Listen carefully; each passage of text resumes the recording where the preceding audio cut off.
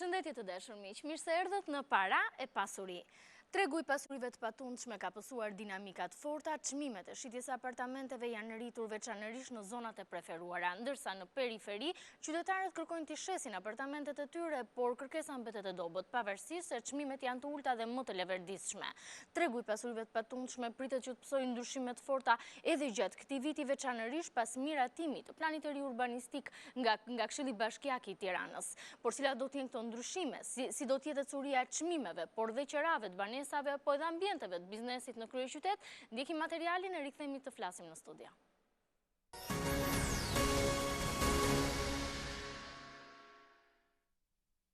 Një shqiptar i kushton më shtrenjtë blerja e apartamentit se sa një qytetari tjetër në rajon apo në Evropë. Një apartament në Tiranë mund të kushtojë mesatarisht 70 deri në 100.000 euro, ndërsa në Milano dhe Paris edhe 300 deri në 500.000 euro. Por kur vjen puna për të llogarituar aftësinë blerëse të qytetarëve përkatës, kryeqyteti shqiptar rezulton më i shtrenjtë. Një indeks i portalit numbeo.com rendit 269 qytete në botë, sipas raportit të çmimit mbi të ardhurat, që është treguesi më i mirë për të matur përballueshmërinë për blerjen e një apartamenti. Sa më ulët ky indeks, aq më mirë është. Tirana gjendet në vendin e 235, duke u renditur mes qyteteve ku është më e vështirë për të blerë një shtëpi me të ardhurat e disponueshme. Parisi në Francë dhe Milano në Itali renditen përkatësisht në vendet 231 dhe 232. Edhe më i lirë është New Yorku, që gjendet në vendin e 194. Janë rritur çmimet apo kemi pak para? Duket se janë të dyja. Ndërtuesit shpjegojnë se tregu ka pësuar dinamika të forta, ku mungesa e lejeve të ndërtimit i ka bërë më të shtrenjta banesat në zonat e preferuara. Duke qenë se sasia e apartamenteve që është në treg është e vogël, po flasim në zonat brenda Tiranës, natyrisht kërkesa është më e lartë se sa sasia e apartamenteve dhe kjo ka është reflektuar te çmimet. Në shumë zona çmimi ka arritur atë që HPR mund ta suportojë tregu. Pra, nëse çmimet kanë shkuar 2.000 euro deri në 3.000 euro në zonat qendrore, në zonat e preferuar, nuk e besoj se do të ketë më rritje çmimesh. Në periferi kurba ndryshon. Apartamente në shitje ka shumë, por kërkohen pak. Në zonat periferike, kërkesa është për apartamente që t'i kenë gjitha kushtet. Në ato zona ka probleme përsa i përket kushtet e gjitha dhe ka një kërkesë më të vogël në krahasim me sasinë e apartamenteve që janë në treg. Ndërtuesit shpresojnë në një gjallërim të tregut të banesave pas miratimit të planit të ri urbanistik të kryeqytetit, në të cilin është parashikuar edhe ndërtimi disa kullave të larta në qendër të Tiranës. Duke u dhënë leje, se dëgjojmë që do jepen kulla 30 katëshe, 40 katëshe, duke u dhënë këto leje dhe duke u futur një sasi e madhe apartamente në treg, unë mendoj që çmimi do ngelet stabil ose do ketë një rënje shumë të lehtë. Me miratimin e planit rregullues, nëse do të jepen ato që mendojnë, atëherë mundet të kemi një lloj rënje ose një lloj çmimi konstant në zonat qendrore, kurse në periferia, si rezultat i rritjes taksës dhe i rritjes cilësisë, ndoshta mund të ketë një rritje të lehtë. Sektori ndërtimit nuk ka dalë ende nga faza e vështirë, ku është zhytur tashmë prej disa vitesh. Problem nuk ka qenë vetëm mungesa e lejeve të ndërtimit, pas moratoriumit 3 vjeçar të qeverisë, por edhe niveli ulët i investimeve publike.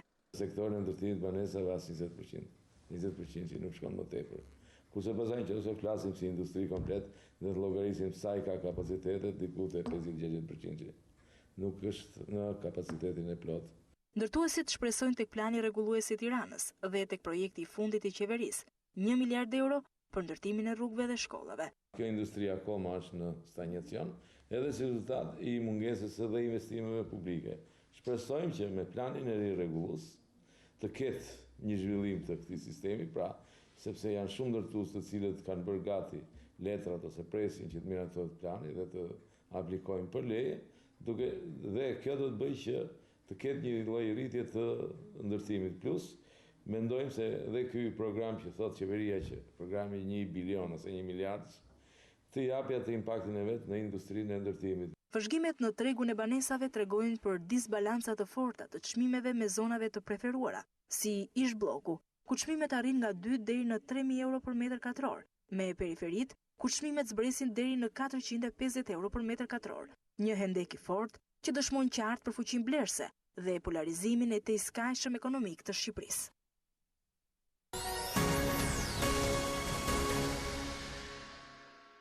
Jam në studio me Estela Ziu, agente imobiliare. Mirë se erdha. Mirë se u gjeta, Aurora. Na kanë klasifikuar në kryeqytetet më të shtrenjta, por kjo në raport me fuqinë blerëse. E konstatoni ju këtë? Ka pasur rritje të vazhdueshme gati të papërballueshme për buxhetet e familjeve shqiptare në këto vite, për sa i përket apartamenteve që duan të blejmë? Për sa i përket tregut të shitblerjeve, është e vërtet në fakt që neve jemi klasifikuar më të shtrenjtë, jo se jemi më të shtrenjtët në nivelet e çmimeve për metër katror, marrim kryesisht si shembull Tiranën, që të bijem dakord me sepse bëhet dhe krahasimi me kryeqytetet. Pasi edhe sigurisht tregu i transaksioneve mendohet që 80% ndodh në Tiranë, 1/3 e popullsisë është e përqendruar këtu, kështu që nuk mund të krahasoni me qytetet tjera tregu në rang Republike ose Shqipërie. Sigurisht që ne jemi të shtrenjtë për raport, le themi të ardhurave që kemi, duke marrë një mesatare të tyre në raport me shtetet e tjera europiane, qoftë edhe me këto që kemi fqinj, apo me të Evropës lindore. Megjithatë, Tirana çmimet kanë ardhur në rritje, këto vitet e fundit dhe si ka hyrë 2017. Ne kemi thënë disa herë, nuk është se ka ndonjë ndryshim të ndjeshëm nga 2016 në 2017 për sa i përket tendencës së çmimeve, mendohet që ato vazhdimisht le themi do të ruajnë këtë nivelin drejt rritjes, pavarësisht se nuk ka le themi një masë apo një përqindje të përcaktuar se sa është niveli i rritjes, por një gjë është e sigurt që ato nuk do të bien. Të paktën nga të dhënat dhe nga ecuria që shohim ne e kërkesës dhe ofertave që janë në treg. Edhe pse për hir të së vërtetës, oferta vazhdon që të mbetet e lartë këtu në Tiranë. Atëherë, ne kemi bërë një vëzhgim edhe nga të dhënat e agjensive imobiliare. Në zonat periferike, kemi marrë vetëm freskun dhe Ysberishtin në Tiranë, por normalisht referohemi edhe pjesës tjetër të periferisë. 450 deri në 650 euro për metër katror. Ka pasur rritje? Konstatohet rritje të paktën në 2 vitet e fundit në këtë zona? Më shumë se 650 do të ishte shumë. Megjithëse ka edhe ndonjë ofertë që prezantohet në 700 euro në zonën e parë ose në vijën e parë të Unazës së re, le të themi. Qofse më para mund të gjeje para 2 vjetësh edhe 360-380 euro kur ishin në ndërtim dhe pa hipotek, le themi që 450 është një minimum që mund të gjesh, le themi çmim, 450 euro për metër katror është një minimum që mund të gjesh çmim në zonën dhe mos KMY Ysberish, sepse sa më afër kufirit Unazës së re, rrugës kryesore që afrohen, çmimet sigurisht janë më të larta. Ka kërkesë për këtë zonë, sepse të paktën nga ju që ne kemi kuptuar nga vëzhgimi në treg është që ka shumë qytetarë që duan të shesin, edhe përfaqësuesi i shoqatës ndërtuesve, zoti Arben Dervishi, na i konfirmoi këtë gjë, ndërkohë që nuk preferohet shumë të blihet në këtë zonë. Unë nuk ditë them se sa preferohet apo jo në aspektin emocional. Ditë them që është një nga zonat që ka më shumë kërkesa. Nëse marrim një proporcion për shumë të kërkesave që vinë në zyrën time, le të themi që pjesa më e madhe në raport sigurisht drejtohet drejt kësaj zone, për arsye dhe faktit që ne tham që është një zonë që lejon që le themi të blihen shtëpi brenda buxhetit, që ka një familje, le themi mesatare ose pak në nivelin mesatar shqiptar, se tani niveli mesatar tek ne nuk ka kufi dhe nuk ekziston. Është polarizim në fakt, shumë i skajshëm. Në zonat periferike preferohen apartamentet të mëdha apo apartamentet vogla? Cila është tendenca për këtë lloj zonash? Le themi që ka ikur tendenca apartamenteve shumë të mëdha, sigurisht që dhe ato ka kërkesë për ato, por nuk është një kërkesë e madhe. Pretendohet, mundësisht kur thonë, dua një apartament 2+1, 80 metra katror, thuajse përcakton, do të thënë blerësi metrat katror, nuk përcaktojnë më buxhetin, po duke ditur edhe blerësit pak a shumë se ku shkon niveli i çmimeve, me mendjen e tyre bën një llogaritë thonë 80 metra katror. Në fakt, në ndërtimet e reja, të paktën të deri para pak viteve, rrallë gjenë shtëpi 2+1, apartamente 2+1 që të kenë 80 metra katror. Madje 1+1, si pas tipologjisë që ne përdorim, shkojnë diku të 70, në njërë 80, në 67 metra katror, kështu që... Janë ndërtuesi që duhet të bëjnë, le themi, më fleksibël në bazë besoj se kjo ka ndodhur në projekteve të reja që duhet të bëjnë. Liçeni porcelan, 700 deri në 1000 euro metri katror. Ka pasur rritje në këtë zonë dhe si paraqitet kërkesa? Ka pasur, liçeni dhe porcelani ofrojnë 2 tipologji të ndryshme jetese, por le të themi që është mirë që klasifikohen në të njëjtën zonë për sa i përket një lloj niveli çmimi. Le të themi që 1000 euro nuk është se ka arrit në porcelan, arrin më shumë te liçeni. Megjithëse arritur çmimet dhe ka ndërtime dhe komplekse cilësore që janë bërë në zonën e porcelanit, duke u ngjit mbi xhamllikun, siç i themi. Kurse liçeni ka goxha kërkesë, por edhe aty jo të gjitha janë cilësore, sigurisht ato që janë më cilësore kanë një çmim, madje ndonjëherë nuk është një tendencë për të marrë si referim, po arrin dhe 1.500 euro për metër katror, kush ofron pamjen, apo le themi kush ka një ndërtim sipas normave të JUS për izolimin, kompleks më bashkohor, le themi, që ofron gjitha shërbimet. Zogu i Zi, Don Bosco 800 deri në 1.100 euro metër katror, ndërsa para shumë vitesh këto zona nuk preferoheshin, duke se tashmë janë bërë për shkak të urbanizimit ndoshta të preferuara? Këtë do thoja pikërisht, është dhe një nga efektet që ndoshta mund të sjellë plani riurbanistik, sigurisht që ku ka zhvillim apo një infrastrukturë tek e cila po investohet më shumë, kemi edhe rritje të çmimeve, pasi sjell gjallërimin. Kjo ka ndodhur pikërisht edhe me zogun e Zi, pas ndërtimit të një qendre të madhe tregtare aty, le të themi që është rigjallëruar si zonë, është rikthyer edhe një herë dhe madje aty tek këto ndërtime të reja çmet arrin deri 1.300 euro. Por në përgjithësi, domethënë në Don Bosco janë 1.000, 1.100, 800 që është një start, le të themi, për atë zonë. Qendër Muslim Shyri, 1.200, 1.700 euro metri katror. Futemi në zonat e preferuara, normalisht dhe çmimet e kripura.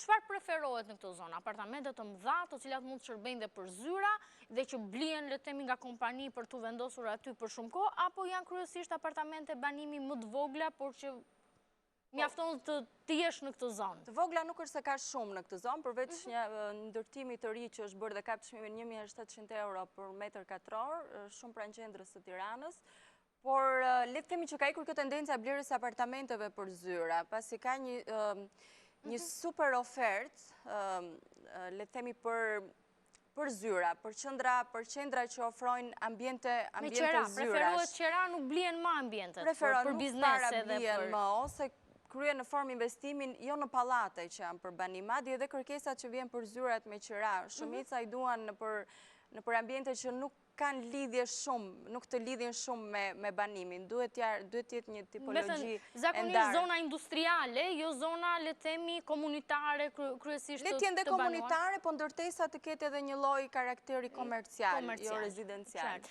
Ish bloku, 2.000, 3.000 euro metri katror. Bliet akoma?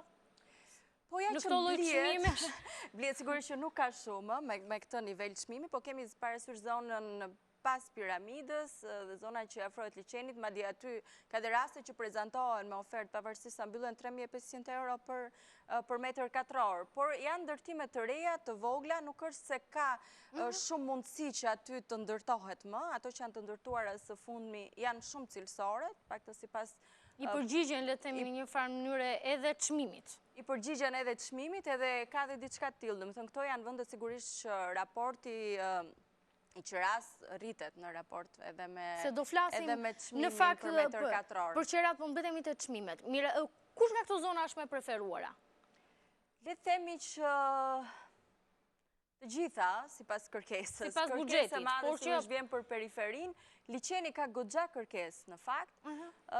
Zogu Zi dhe Don Bosco ka kërkesë, por më shumë do ta vija theksin tek qiraja dhe qendra dhe Muslim Shyri është ajo që i përket një buxheti që është diku tek 100.000 euro deri në 150.000 euro. Le themi kësaj fashe, i përket kësaj fashe që duan të blejnë për bler apartamente. Miratimi i planit të riurbanistik nga Këshilli Bashkiak në fund të dhjetorit 2016. Parashikon në të në qendër kulla të larta deri tek 30 kate, pak nga sa është bërë publike. Do ndikoj kjo në tregun e pasurive të patundshme? Tani jam pak të frikshme, sa të është numri kateve, frikshme në fakt janë dhe parashikimet, ndoshta flas sigurisht në thonjza, nëse do t'ja lejoja vetes të lloj hiperbolizimit të numrit të kateve për çka do të ofrojnë.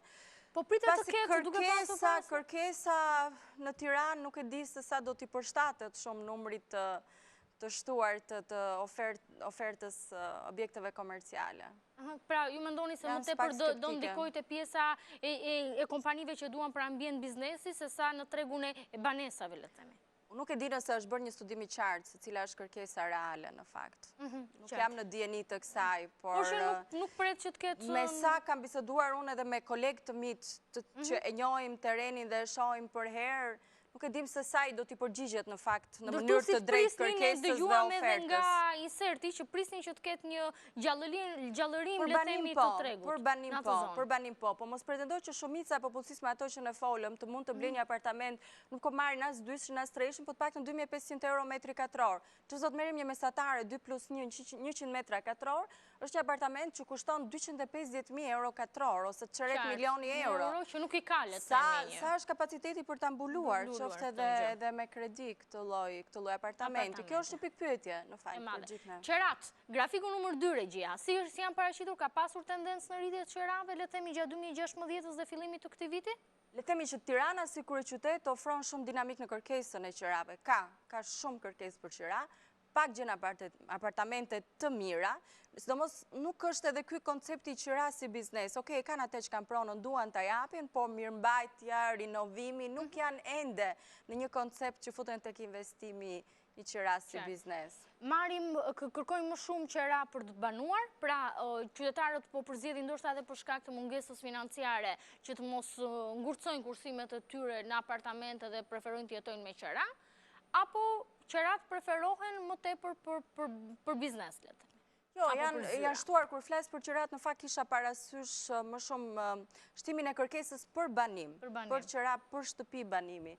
Le të themi që në rrethin e qendrës deri në zonën e tretë është shumë vështirë të gjesh shtëpi të mira nën 300 euro, se madje çmimet është çudi dhe nëse i dëgjoj me lek tashmë në tregun e pasurive të patundshme. Në fakt i kemi vëzhgimet që kemi bërë në tregun e qerave, fresku izberishti, pra zonat periferike variojnë nga 100 deri në 200 euro qerat. Në muaj, sigurisht. Liqeni porcelani 300 deri në 400 euro në muaj, zogu i zi Don Bosco 300 deri në 500 euro në muaj, pasaj qendër Myslimshyri sërish në letemi në zonë të nxehtë 400 deri në 700 euro, ish bloku 500 deri në 1500 euro. Këto sigurisht duke marrë një mesatare të apartamentit tipologji 2+1, një mesatare që kërkohet. Por edhe tek liqeni tani është vështirë për shkak që të gjesh një apartament nën 250 euro që të jetë 1+1. Flasim gjithmonë për hyrje të mobiluara. Kërkojnë për qerat preferojnë më shumë të mobiluara? Të mobiluara, sigurisht, të mobiluara, se nuk është, le themi që sidomos nga shtetasit shqiptar, se nga tuaj ka pas gjithmonë në fakt kërkesë, rishtazi së fundmi, këto vitet e fundit është bërë qeraja një tendencë, kjo sigurisht lidhet me pamundësinë e blerjes, apo për të gjetur, le themi, atë idealen që kërkon. Dhe duke qenë se rishtazi është futur, preferojnë më mirë të gjejnë të mobiluar, kurse kemi vënë një kërkesë, për shumë të çifte treja që mund të kenë disa vjetë që kanë shtëpi me qera, kanë plaçkat e tyre, mobiljet e tyre, dhe preferojnë që të gjejnë shtëpi bosh. Domethënë do të kthehet dhe kjo tendenca e bosh. Sigurisht janë më lirë shtëpit bosh. Qerat janë preferueshme, le të themi, për apartamentet vogla, apo këtu ndryshon pastaj tendenca krahasuar me kurasin kur ti do ta blesh? Ndryshon, sigurisht. Nuk është se metrat katror luajnë një rol shumë të madh ose vendimtar, nuk janë aq përcaktues në fakt sa në tregun e shit blerjeve në raport me këtë të qeras. Po sigurisht preferojnë, zakonisht më e preferuara është 2+1 si tipologji. Bëjmë pazar shqiptarët kur vjen puna për të bler apo edhe për qerat? Që nga fjala pazar, që ka përshtypjen e kemi trashëguar nga turqit, edhe që na bën është pjesë e mentalitetit tonë. Edhe sikur të jetë një shtëpi super oferte, erdhur në treg me çmimin më të ulët të mundshëm. Prap nëse nuk do ta ulin sadopak, nuk do të Nuk quhet, nuk e blejnë. Nuk bëhet. Nuk e blejnë. Zonja Ziu, të falenderoj që ishe në Para e Pasuri. Faleminderit Aurora, ishte kënaqësi. Dashur miq, faleminderit edhe ju që na ndoqët. Ne do të shihemi sërish ditën e premte në orën 15 në ekranin e Ora News në rubrikën tonë Para e Pasuri.